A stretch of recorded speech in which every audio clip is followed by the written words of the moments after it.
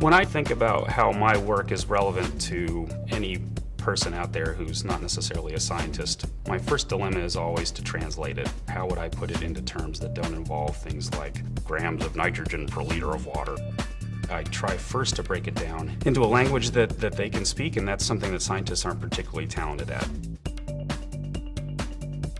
One thing that our research has shown is that it's important to understand people's perceptions of what a healthy ecosystem is or what services they want from the ecosystem. And people who are making the decisions should be aware that there is a whole wide range of perspectives in terms of what we value and what we should protect.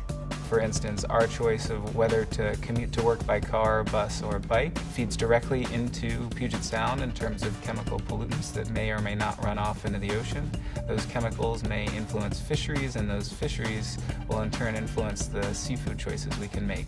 Linking those land-based activities to what's happening with the dynamics in the ocean is a key component, and it's a big challenge for us. We're making those trade-off decisions already, but it's usually in isolation. This sector makes a decision, but they don't know that it actually has an impact on something over here. What we want to try to do now is show that.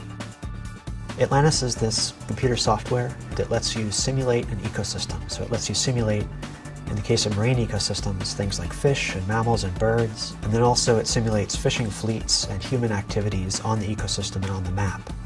Essentially, it's a video game that lets us think about how the world works and then test our ideas about how to manage the system in the best way possible. There is so much information out there that we are collecting about the biology of individual animals, how much they eat in a year, how much they grow in a year, how much they reproduce, how quickly they mature, how quickly they die, and how humans interact with them. That's a massive amount of information. With a program like Atlantis, we can test different ideas on the computer and test them there before you find out in reality that they might actually fail.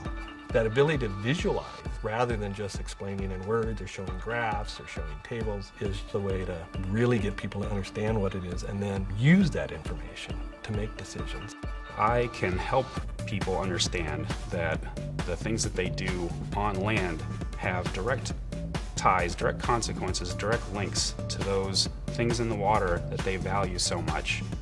That makes it far easier for me to apply the work that I'm doing and to want to make it relevant to people that call Puget Sound home.